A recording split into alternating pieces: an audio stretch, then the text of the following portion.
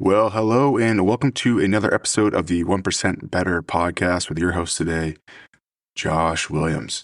And super excited to be here today. Happy to have you all listening, to be in your earbuds. And today's episode, I want to talk about my experience that I had with the marathon I did about a month ago now.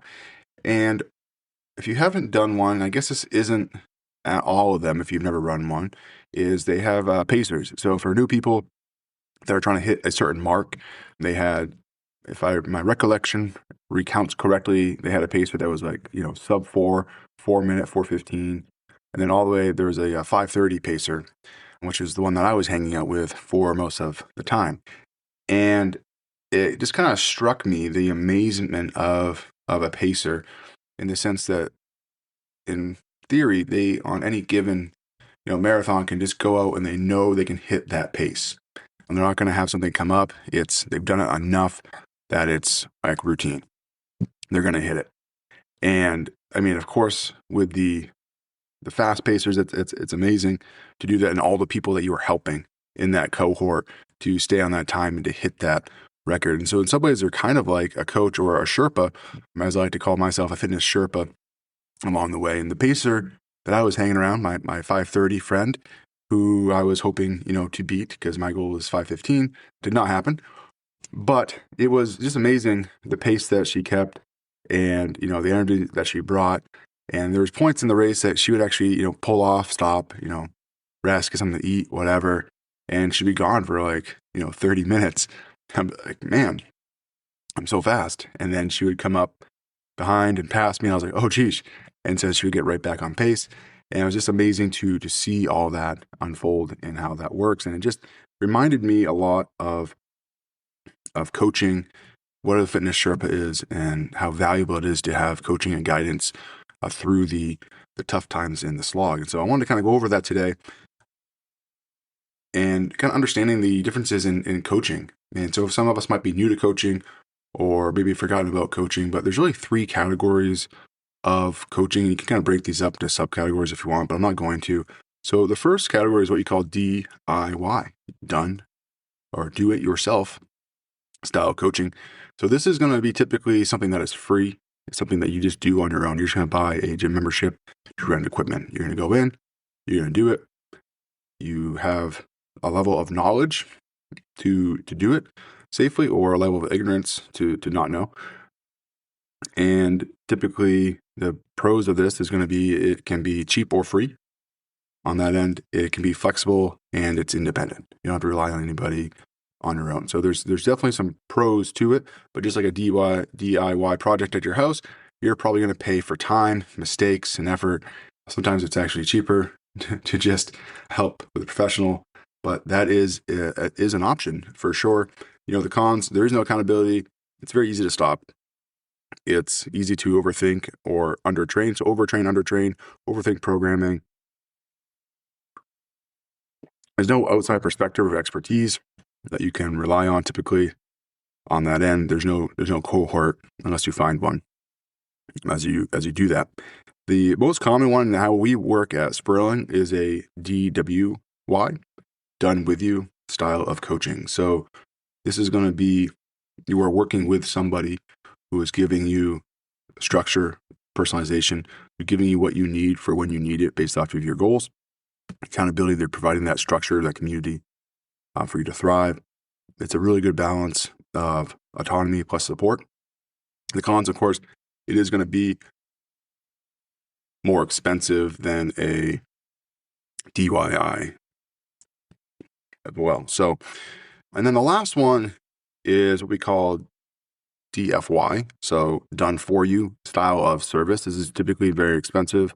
They're going to do the result for you. They're very hard to do in the fitness space from an exercise strength standpoint. Unfortunately, I don't know of anything that is in that space. You typically have to do the work. So the DWF, done with you format, is the best for that. But for things such as like nutrition, yeah, you can have meal prep services, you can hire a chef, all those kind of things. In the business world, it might be hiring somebody that knows particular software and they build it out for you. So yeah, I could figure it out on my own and spend hours and hours and make mistakes, or I could pay somebody, to do everything and they've already made all the mistakes. So they just do it for me. So very similar with like nutrition, things like that can be much more of a DFY. The closest thing would be personal training, even though personal training really is more of a expensive version of the done with you format. So those are really the three categories of coaching and services. I would say, really for anything in life, but it also applies to the coaching. So what a coach provides, what a Sherpa provides in this, and what you should expect is they understand that they have experience. They've worked with hundreds of clients. They've worked with people, getting them from point A to point B. I love the Sherpa analogy just because, again, it invokes for me like visions of Everest. Never hiked it, have no desire to.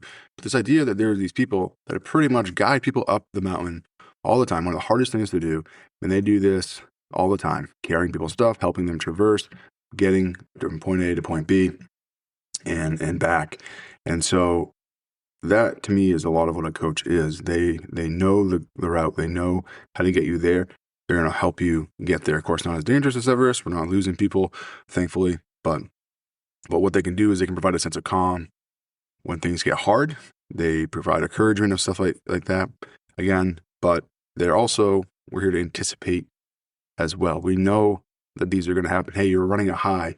There's going to be potentially a low. Life is going to get busy again. How are we going to navigate this to make it easy so we stay on track and hit that goal that we actually care, our big why, the thing that's actually going to provide happiness, joy, and move us forward to our ideal self and not get distracted by ease on that. And so that is why a coach or a Sherpa can be extremely important. And that kind of brings up my next point of I call these the coaching traps that I see people get into. And so number one is the confidence trap.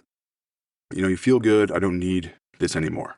I don't need coaching anymore. I can do this on my own, blah, blah, blah. I see this all the time. Sadly, in our industry is when this happens, when I check up on clients down the road, they're typically not doing anything. They've gone back to what they were doing before. And one of the things I remember having a conversation with somebody with, because when a client leaves, we're going to lose clients. I really want to educate them and I care about them and understanding that the results that they got don't stick. Unfortunately, strength, once you stop stimulating, it starts to deteriorate and at a pretty rapid pace. So if you've been training for a year, you're feeling stronger, you're feeling better, and then you decide, I'm going to try to do this on my own. But you don't have the structures in place. You don't have the habits built, the confidence, the routine built outside of that structure that we provide, then you might do it or you might get frustrated or discouraged and then fall back to doing whatever. Like, again, you're going to fill that time that you dedicated to working out with something else.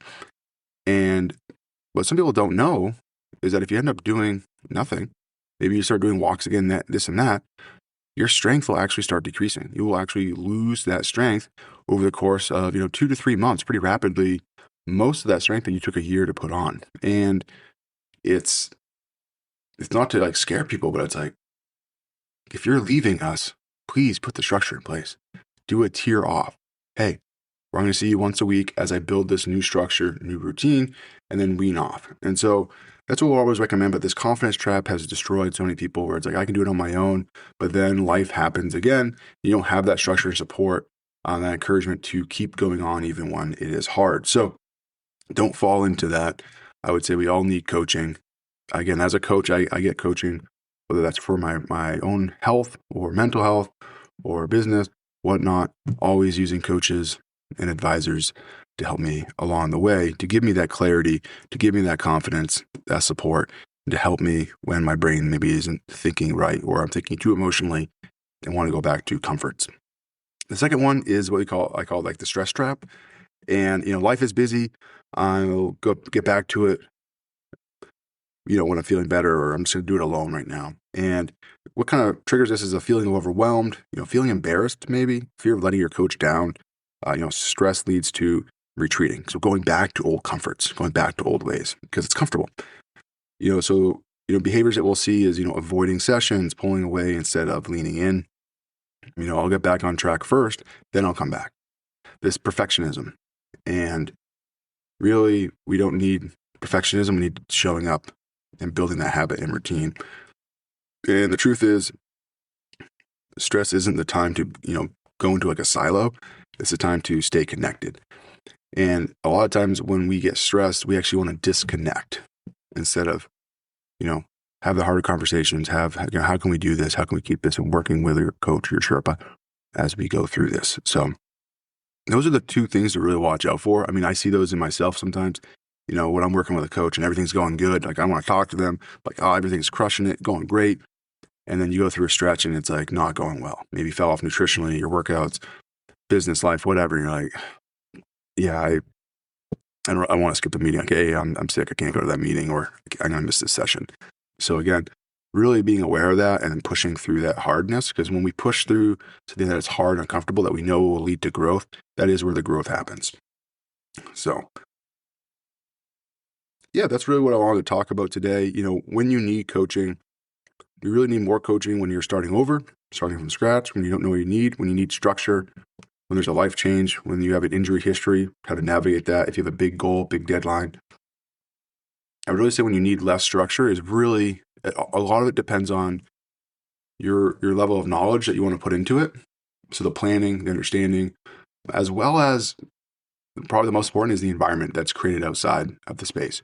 So at Sperling, one of the things we do is create an environment that encourages and fosters continuing to live 1% better, also getting stronger in a helping community.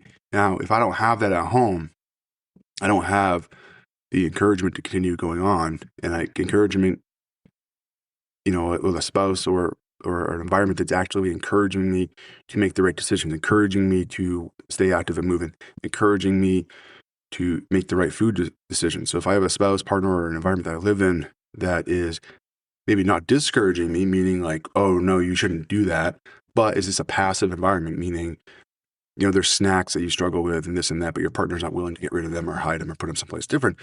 Though they are not actively discouraging you, it is an environment that you're living in that you're having to fight against.